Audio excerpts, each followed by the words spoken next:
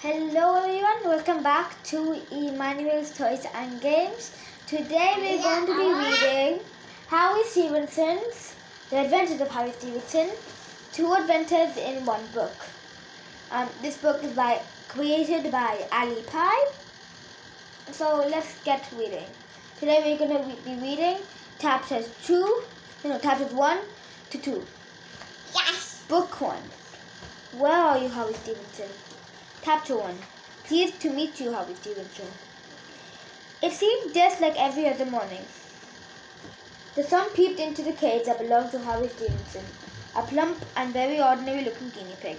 As usual, Harry was snoring loudly and dreaming about food. Musing and dreaming about food was how Harry Stevenson spent most of his time. That was when he was eating food, of course, or reading a newspaper that lined in his cage. A portly ray of sunshine tickles Harry Stevenson's whiskers, but Harry didn't stir. He was all snuggled up inside a cozy pile of hay. Harry always enjoyed a lion in the morning. He liked one in the afternoon too. He was always very fond of lions during the evening, between his after-dinner nap and bedtime. The hay shook gently as Harry Stevenson snored in his nest. Every now and again he would smack his lips as he dreamed about carrots and broccoli, nuggets and hay.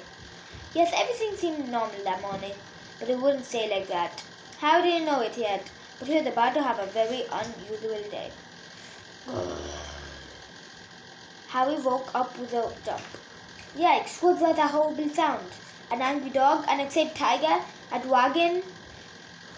Harry looked around in panic, but there weren't any dogs, lions or dragons. It was just his empty tumbling rumbling. It did that a lot. Harry hurried over to his food bowl. A few tasty nuggets would start the day off nicely. A lot of tasty nuggets would start it off even better. Then he could settle down to read the newspaper. Perhaps there'd be some gossip landing the case today, or football reports. Harry loved to read about his favorite team, Bucky FC. But when Harry reached the bowl, he got a nasty surprise. He blinked a few times. Were his eyes working properly? For there in front of him was a horrible sight. An empty bowl!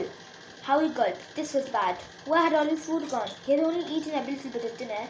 His midnight piece had only been very small, not really a feast at all. As for this night's snack, well, that had just been a couple of carrots. It must have been that emergency picnic at 5 a.m.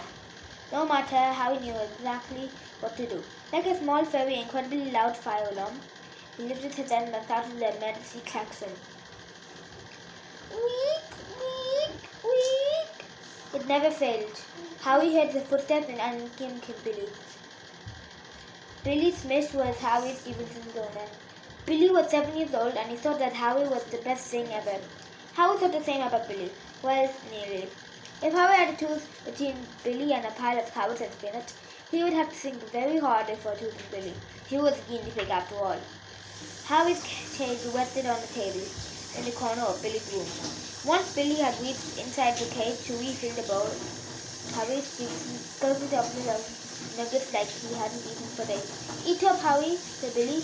It's a big day today. We're moving house. Harry Stevenson almost choked on his nuggets. Moving house? How would the Smith manage to move a whole house? Billy was only small. Mr. and Mrs. Smith were grown-ups. But only they even weren't strong enough to pick up the house and move it. What if they dropped the house with Harry inside? Even worse, what if the nuggets and the carrots and the spinach somehow went out when the house was moving? This he was thinking about, but thinking was hungry work. So Harry decided to eat fat and worry later, after he had sleep of course. But Harry Stevenson never got that sleep because Billy wanted to talk.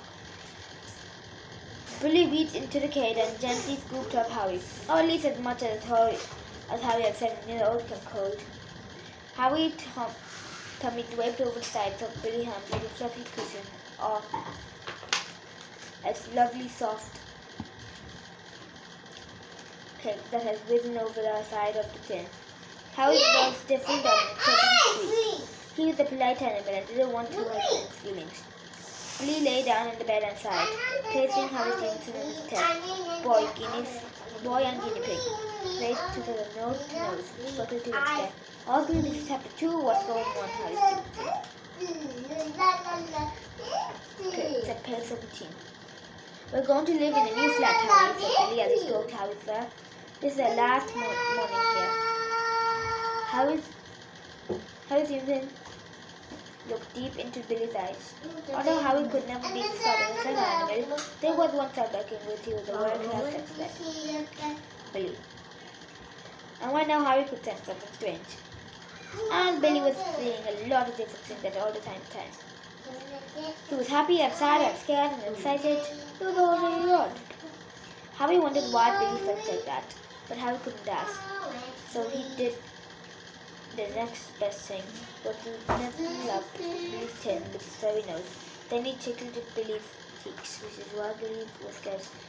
Billy giggled. Ah, that was better. You're the best, Harry, said Billy said.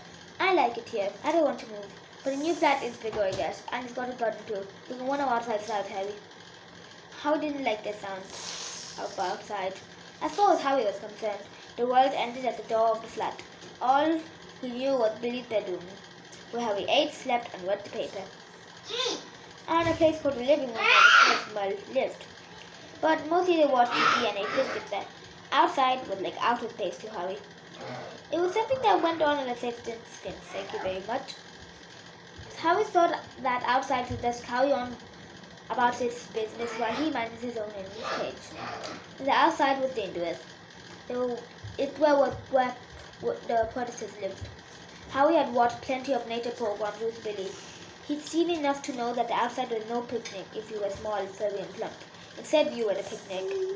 Outside was bristling with hungry hawks, starving snakes, and famished foxes just waiting to pounce.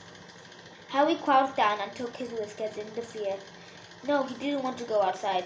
Don't worry, Harry, said Billy, who pretended as if he was unhappy. I'll look after you.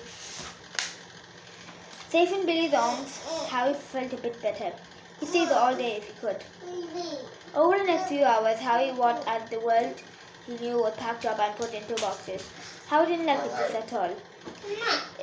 If Billy picked the scowl, Harry Stevenson would have looked very grumpy indeed. He burrowed deep into his pile of hay and peeped out, with only his nose and whiskers showing. Even his whiskers looked cross. First, Mr. and Mrs. Smith helped Billy take down his posters of Sparky FC from the wall. Harry turned in disapproval from the hay. He saw the book that Billy had read, then being packed away, and his favorite soft blanket from Billy's bed folded up into a suitcase. Every now and again, Mr. and Mrs. Smith would hold up a toy or a book and ask the same question. Do you still want this, Billy? They always got the same answer. Each time Billy folded his arms and nodded his head. Harry knew why. It was not bad enough to having to move without being asked to get rid of special things. Mr. and Mrs. Smith would sigh and place the books and toys in an ever-growing pile of boxes. Once Billy's room was packed up, and the Smiths moved on to the other rooms. Harry watched through Billy's bedroom door as they stacked all the furniture up on its end. It was hard work, and everyone got very cross. Mr. Smith dropped a tiny fox that Mrs. Smith was very fond of on his book. Mrs. Smith never normally shouted, but she did just then. Harry trembled in his head. Soon there was nothing left but a pile of boxes, and a jumble of furniture stacked up in the middle of every room. Even the curtains were taken down. The windows looked even bigger without them, and there were faded marks on the wall where Billy's poster had been. Now the flat didn't seem like a home.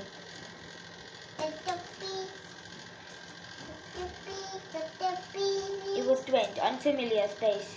Harry thought of all the good times he had there, watching Foxy FC when the Cub Fun was on TV. That time he had discovered a forgotten bit was covered behind a cushion on the sofa, and every single day, keeping an eye on Billy and the nest for his cozy nest. That was all over now. It was all very odd. I hope you liked today's video. I have been practicing 2 nights to do this. And please subscribe and like the video. And 10 likes, I'll do another one. See See you later. Bye.